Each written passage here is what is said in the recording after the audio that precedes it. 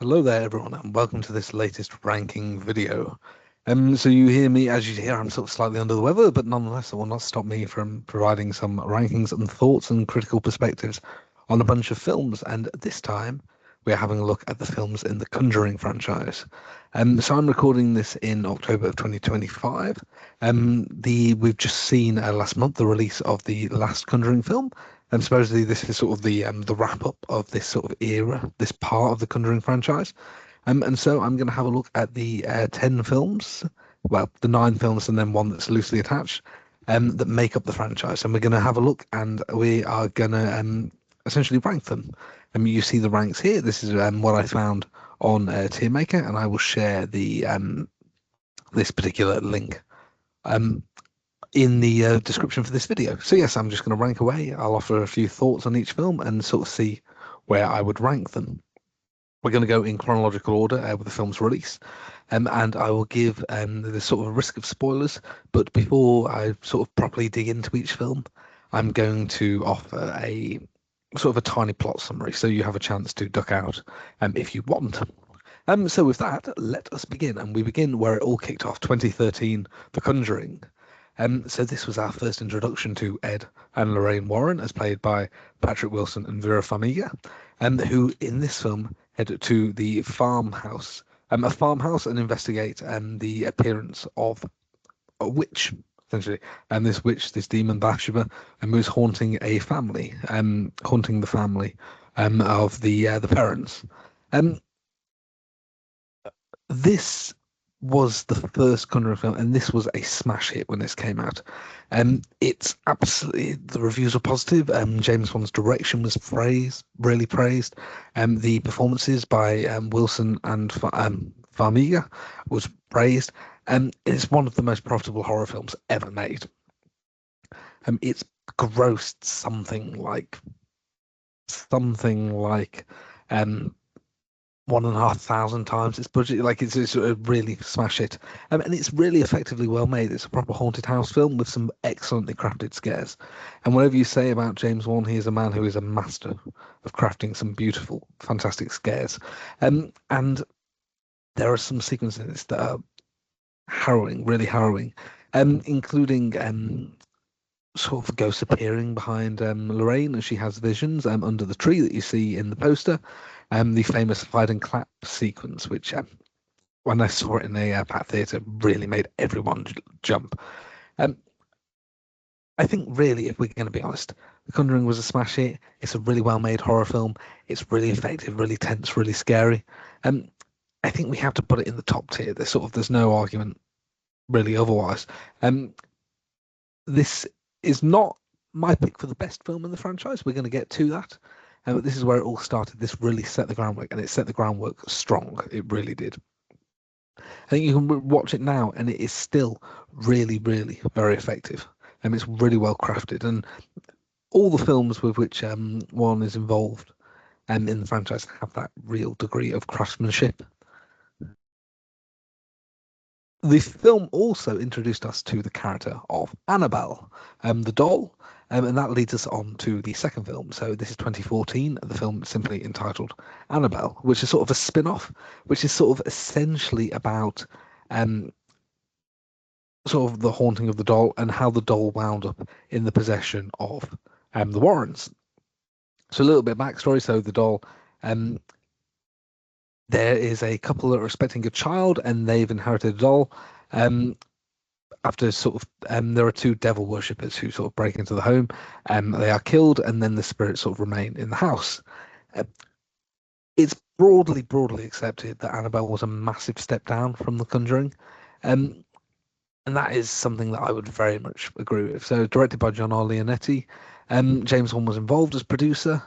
Um, this is not a particularly strong film, is in my view, and there are some effective moments, and there is a fantastic sequence in which the central character, played by Annabelle Wallis, is in the basement of the building in which she lives.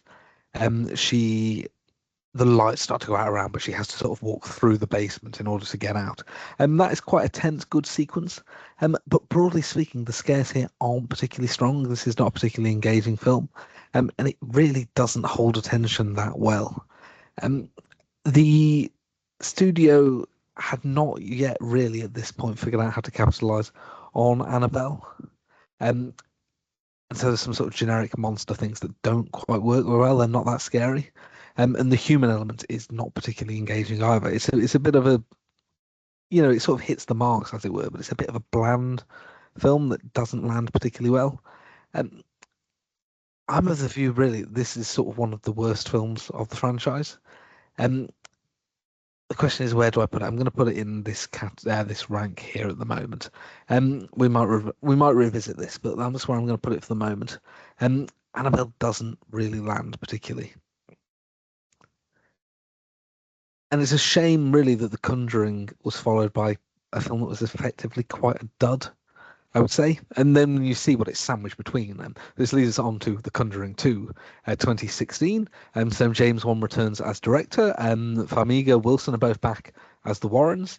And this film takes us to the Enfield poltergeist case, a famous supposed haunting in London in 1977, as well as some sort of brief reference to the events that inspired the Amityville horror as well. Broadly speaking, the same sort of film. The Warrens are summoned to investigate a poltergeist, which is supposedly haunting a family, um, and thus encounter all number of demons and monsters in the process. Now, this film is broadly, as I say, it's broadly similar to the first one, but I think this is the stronger of the two. So, this is the film that's sort of firing more on all cylinders. It's much more assured. It is much more fun with the scares, but still sort of laid down properly. There are some excellent sequences again. A sequence in which the ghost of an old man appears behind one of the family, the Hodgson family. Um, a room in which, this was sort of the big shot in the trailer, a room in which all the crucifixes turn upside down, and it sort of leads to an excellent jump, a really excellent jump. And the Warrens here really are the heart of it. So it's quite striking if people talk about this film. There is often, um, it's often thought that the real highlight of this film is not any of the scary moments. It's a sequence in which the Warrens look after the family, attempt to sort of calm their nerves. Ed gets the guitar and plays for them, and the film just slows down. It's really beautiful as a moment. I mean, it's really the highlight of the film. This is a film as well which expands the mythology a bit more. So it transpires, a little bit of a spoiler here for you, that the events are sort of underpinned by a demon named Valak, who we will see sort of in later films in the franchise. Lorraine is sort of worried throughout this film because she's had a vision of Ed being killed by the demon. The demon figure, so this is a demon that manifests in the form of a nun, a sort of highly sacrilegious entity. Manifests here for the first time, and there are some excellent moments here as well, including a shot in which sort of a painting, the demon sort of appears behind a painting and pursues Lorraine.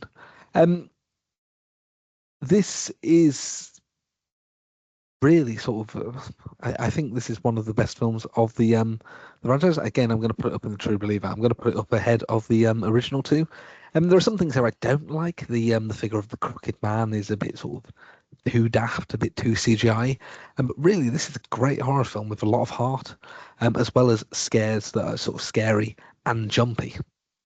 Sort of gets the balance about perfect in terms of all the films in the franchise. And this is the one that really, really lands it best, I think. Let us continue. So it's sort of the nun should be no, it shouldn't. What am I saying? Leap on to the fourth film in the franchise. So again, we are heading back to Annabelle. Annabelle. So this is a prequel to the original film. It takes place in sort of the long past, and it's based around a doll maker. And they open their home and sort of welcome in some nuns and some girls from an orphanage, and the demon sets his eyes on one of the children and starts sort of essentially trying to terrify the girls. Um, this film is a vast improvement over the original Annabelle. Um, it sort of pulls punches. It lands so much better in sort of every capacity. There are some excellent scares here, and it uses Annabelle well. Sort of the period setting. Of course, all these films are period films, but the period setting um, really sort of quite a creepy sort of rustic air that I really quite like. Um, and it knows how to use Annabelle better. It casts Annabelle essentially it uses her less. It sort of makes the appearances rarer, more pointed, and more frightening. The cast as well are much stronger. So our central character here is one of the nuns, Sister Charlotte, played by Stephanie Sigman, who is a much more compelling lead than Annabelle Wallis in the first film. And the supporting cast too. Talitha Bateman, who plays Janice, one of the children.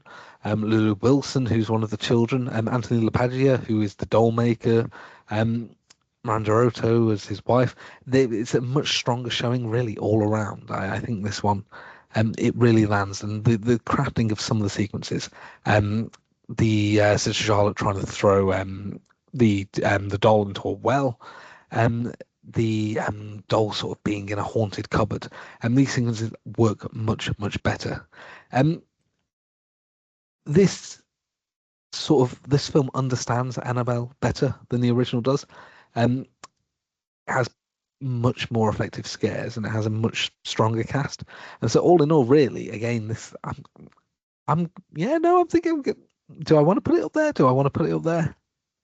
I think I'm going to put it up there again. I think this is one of the stronger films of the franchise. Again, we might move these around, but for the moment, that is where I am happy. That is where I'm happy with. Um, we head now to Valak from The Conjuring 2 and the Demon spin-off film, The Nun from 2018. So this is a film in which a priest and a novice nun are sent to a convent in the middle of, I think, Romania, because yes, Romania, because essentially a nun has committed suicide, and the Vatican has sent these two religious authorities to investigate. So they go to the monastery along with a local man called Frenchie, and sort of investigate and discover that the demon nun is within the walls of the monastery. This is a weird film. It's a weird film, because this film is often really recognised for sort of the demon nun is really still quite effective. So I haven't mentioned Bonnie Arendt, who plays the nun. Her physicality, her performance is just really compelling and frightening. Again, Tessa Farmiga, who plays the central nun, Sister Irene, Demian Bashir as Father Burke. These are our central characters. Jonas Bloquet as well, who is Frenchy. They're quite an interesting sort of lead triangle of main characters. So in terms of the cast level, I think again it's good here. I really like it. What I would say though is the scares are very kind of sort of almost ghost train like, and we sort of tick along, and you can sort of see when scares are coming and when they're being set up or when they're being set up as sort of diversions. There's a lot of sort of corridor scares of someone's in a corridor and you see something in the background. Some of these work, some of them really don't. And this is kind of a middling film because even essentially what makes the good horror films really good, I think, is if you see a scare coming, but it still gets you. Here, when you see them coming, they don't get you. They don't land all the time. And the hit rate is not quite as high as I would like. So I am again. This is widely recognised as one of the lower films in the franchise, and I would go with that. I really would. I think again, it's got to be down. So it's not. I would rather watch The Nun than I would Annabelle, the original Annabelle. Um, do I want to put it in the middle? Oh, well, yes. I suppose sort of half of it works, half of it doesn't. So I suppose the middle is the best place for it. There's nothing else really to be said for that, I think. So yes, we'll put it there for the moment. That is a fair one. Um, Now we leap to a film that its place in the franchise is somewhat uh, argued against. The Curse of La Llorona. So this is 2019 as well, directed by Michael Chavez. And it is sort of tangentially linked to the franchise, in large part through the appearance of Tony Amendola, who plays Father Perez, who was a character in Annabelle. But otherwise, the film is broadly speaking very, very separate from the rest of the franchise. So it is about a woman who is in Los Angeles in the 1970s, played by Linda Cardellini. And she's trying to protect her children from the spirit of La Llorona, the weeping woman, sort of loosely inspired by the Latin American folklore. Um, the extent to which the folklore is properly represented and respected is really up for debate, I think. The reviews were not particularly favourable to this film. Um, and much of it, I think, really is as a result of it essentially failing to sort of dig into what is quite a horror sort of terrifying tale. Um, it's very much this is a jump scare film. There's nothing particularly creepy. This is very much a jump scare film, I would say. A jump scare film with an excellent lead. So Linda Cardellini, who is really good as the lead. And we have sort of a more novel representation of the sort of the mandatory priest character in Rafael Olvera, who is sort of aligned with sort of folk traditions and shamanism in the film. But yeah, this is a film that sort of has a really interesting premise and doesn't do that much with it, I would say. Um, it's very jumpy, it lands quite effectively. There are some excellent sequences again. Sort of one of the kids being sort of pursued in a car, the spirit appearing in a sort of a hospital pane of glass. But I, yeah, this is, you could do worse. This is a jumpy film, rather than a particularly scary one. But sometimes a jumpy film is what you want. I'm not going to knock it for that, but I can't score it that highly either because it doesn't really have the heart or that. I'm going to put it here. I'm thinking that I'm going to have to move Annabelle down to the bottom category again because I just think it's a sort of a markedly inferior film. Um, yes, I wouldn't feel right putting them in the same category, but I think I'm happy for that to be there. It is to Annabelle that we return now. So 2019 again. This is Annabelle Comes Home. Which is a spin-off, but one that actually brings in Wilson and Farmiga as Ed and Lorraine Warren, the returning character of McKenna Grace, who played Judy in The Conjuring 2. This film sort of takes place after Annabelle and The Conjuring. The Warrens bring Annabelle back home to their sort of haunted artifact room, and then one night when Judy is being babysat by her babysitter, some of her friends come over. This is the babysitter's friends, and they sort of engage with some of the artifacts in the room and start sort of causing activity to follow. This is a again, this is a fun film. Again, this is sort of a jumpy film, more than it is a scary film.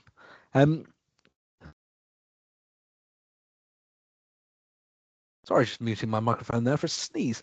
This is a film really that's sort of setting up essentially a whole wealth of characters with potentially spin-off material. And this is a film that's sort of oversaturated really with monsters. And it understands Annabelle well in that Annabelle is sort of this almost kind of ringmaster figure, a demon that sort of manipulates other demons. This again is it's a jumpy one more than it is a scary one, but I think it's fun and effective. And I would say that there are some reasons to sort of elevate this one. I would very much elevate this one. And why would I do that? Well, I would say that we have Wilson and Farmiga, we have the Warrens in this somewhat briefly, but they really give an air of sort of legitimacy to the film. And then as central cast, McKenna Grace as Judy, and Madison Eisman as the babysitter, Katie Sarif, who plays her best friend, who sort of wants to communicate with her deceased father. They're a really strong central trio. There's a boyfriend character as well who pops up, um, who gets less to do. Really, it's about sort of the central three women in this film. And then we've got a lot of great ghosts and demons, and whether they are, yeah, not all of them particularly scary in their own right because there's so many. You don't really have time to do anything with them. But what I would say is that they're sort of really well designed, and most of them really leave an impact. The ferryman figure, and the figure who puts coins on your eyes, the bride, sort of a haunted, a possessed, like wedding dress, almost. And there's a board game that's sort of contained within his demons. And there's a werewolf, there's possessed samurai armor. There's a whole other bunch of stuff. And I quite like it. I think sort of it's not overly scary, but it's very jumpy and very sort of tense in places. And this is sort of a middle of the pack film, but it's a higher middle of the pack, I think. It benefits from using Annabelle well. It benefits from having Wilson and Farmiga, who are really the heart of the franchise. And it really, although it's a bit overstuffed, and it's sort of it doesn't it does enough with the monsters to make them sort of work, I think. I am, where am I going to put this? I say up a minute. I'm going to put it in this tier. I think the sort of the hell yeah tier is probably a good place for it. So I'm going to put it. It's not the scariest film, as I say. This is very much a jumpy film, but it's a jumpy film that contains some of the best elements of the franchise, in terms of as a spin-off. So I'm happy with that being there, I think. On the subject of the Warrens, the next film that would follow in the franchise, it was a third Conjuring film. So this is The Conjuring, The Devil Made Me Do It from 2021.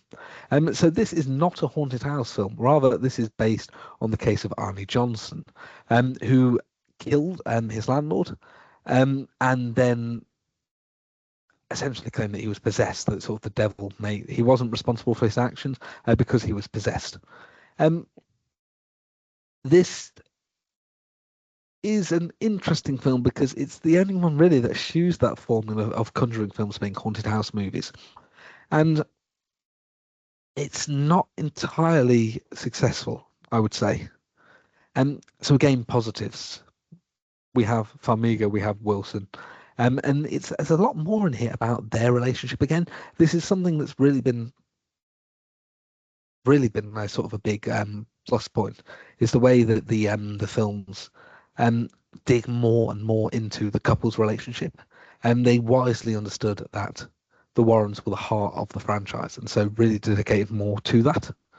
And there's a lot in here about sort of how Ed and Lorraine Warren met and how they sort of fell in love, and which is really nice stuff. This is really great stuff. It's weird to celebrate a horror film for essentially the non-horror bits, but I think it is really one of the strongest points of the film.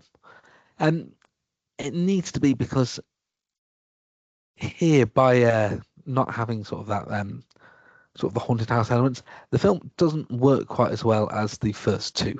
It transpires in a spoiler that essentially the home in which this person lived, there was a sort of a witch's totem, sort of a curse has been placed.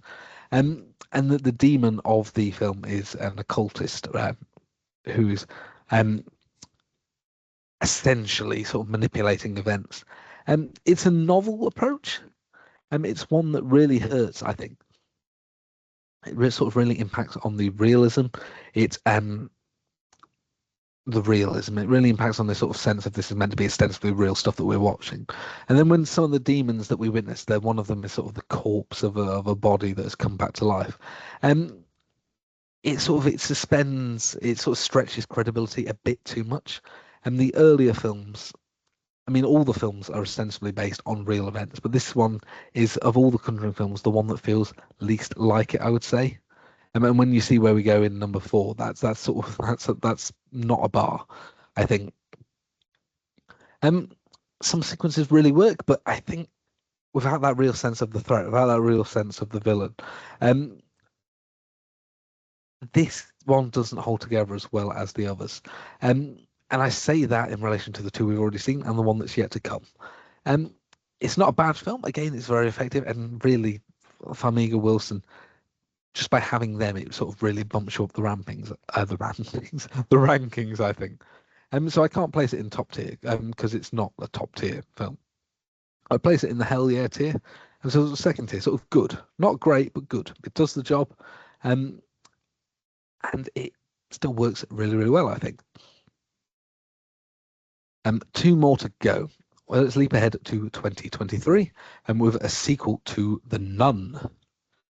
So this is a film um, in which the most of the film which takes place at a convent in Italy. So the Frenchy character who does not realize he's been possessed but has been possessed at the end of the first Nun goes and throughout as he's traveled throughout Europe, there's been a string of deaths. Which have been attributed to Valak. And so as Frenchy travels, he eventually settles at this convent. Meanwhile, Sister Irene from the first film is been dispatched by the cardinal to investigate the deaths, and sort of her trail eventually leads her back to Frenchy. The demon is at the convent, and there's a group of young girls who sort of tormented by the demon. It transpires that eventually that the demon is in pursuit of a relic that is contained within the building, and so much of the sort of the plot is the demon trying to get this artifact, and the Sister Irene puts this together and figures this out. She works with a person who Maurice is romancing, and her daughter, and they fight Valak. Now, The Nun 2 is again sort of in a weird place in that I think it is markedly better than the original, but I don't think it's that good nonetheless. So it's quite effective. There are some excellent scenes in here. You've probably seen the one in the trailer if you watch, in which sort of the demon appears and manifests in a sort of a newspaper stand, which works quite well. And the performance of Bloquet as Maurice. He gets a lot more to do in this film. He gets to have sort of more of an emotional arc, and I like that. I think that works really quite well. And I would say, frustratingly, many of the scares are sort of again kind of quite run of the mill and sort of clockwork almost. And then some of the monsters we bring in, I think, how many ghosts do we have in this one? We have the nun, we have the ghost of an old lady who's passed away, we have sort of the figure of a goat that appears on one of the windows that is then manifested into life. And these monsters, in comparison to Annabelle Comes Home, don't all work. This is very much a film that I think really could have benefited from more focus on the nun character. But of course, we have a lot of characters, including a cast of young girls, and so we need stuff for them to do. The ghost of a young boy as well. It's all coming back to me. I quite liked the climax, even though it was sort of a quite run of the mill thing. I'm slightly baffled by the logic of not connecting Sister Irene with Lorraine Warren in any sense, given that the two actresses, the Famigas, are related. It seems to me there was a very, very missed opportunity. But yes, so this again, it's again, I would say a very sort of average film, but markedly better than its predecessor. I'm going to put it in the middle category as well. This it is a sort of a by numbers one again, really, is the truth of it. But it lands much better. It's sort of there are sequences here that work much better, and many of the ones that take place in the chapel, in the sort of within the school, and those are sort of, I think, the highlights. Those are sort of the strongest ones. So I would say when we're in there, we're all right. Otherwise, we sort of it's a little tenuous sometimes, I think. Um, yes, let me go on. So we've reached the last film. So this year, out just a month ago, The Conjuring Last Rites 2025. So this is a film based on the Smurl haunting case. So we have Wilson and Farmiga again back as Ed and Lorraine Warren, and they have sort of broadly retired. They give lectures, but they're not interested in investigations anymore. Um, Judy has grown up, so she has been recast. She is now played by Mia Tomlinson. She's been recast, and is sort of becoming increasingly sensitive to the same sort of psychic visions that her mother has. Um, she is like shortly to be engaged to her boyfriend Tony, Ben Hardy, um, and she is essentially in tune with the Smell case. It transpires that the haunting is leaked to a mirror, a sort of a possessed demonic mirror, that the Warrens encountered on the night that Judy was born. And so the mirror and the haunting, they're all connected, and they want to bring Judy back. Um, this, I mean, what I'm going to say here is really, in many senses, going to be kind of a familiar pattern. Um, so this is the last phase. This is the last in this sort of first phase of Conjuring films. Um, and it's a mixed one again. It's a mixed one, but it's one that really has a sense of finality about it. And I would say that um, this is a mixed film in that, so we have a lot more focus on Ed and Lorraine. There's a lot more on sort of the human side of it. And again, it's so strong, it's so good. And we see this couple that have retired and sort of not knowing what to do with that life. And we see them sort of getting ready for their daughter to get married. And we see them, there's a beautiful scene at the end that I'm not going to spoil, that sort of is about their life that I really, really like. And there are hints of finality in this film, and this we see this with some of the side characters that you see. I'm not going to something that happens to one of them. And then in the climax, sort of the wedding, there are lots of cameos and elements that suggest really this is sort of a wrapping up to the Conjuring where we are. Um, so this human element, the drama element, is really, really good, really, really strong. I really like it. The challenge here, though, alas, is that it's also a horror film. You'll have seen, if you've seen any trailers, the sort of the daft CGI old woman, and it's not particularly scary in the slightest. And the mirror as a unit, I feel like there's a lot that could be done with that, and yet it doesn't really, um, it doesn't really land. They don't really do that much with it again. Um, so when it's being scary, it's somewhat CGI, and in some cases even somewhat silly. There are some excellent jumps. Um, it's where sort of the movie sort of holds its hand a little bit, where it sort of dials back a little bit, that it's more effective.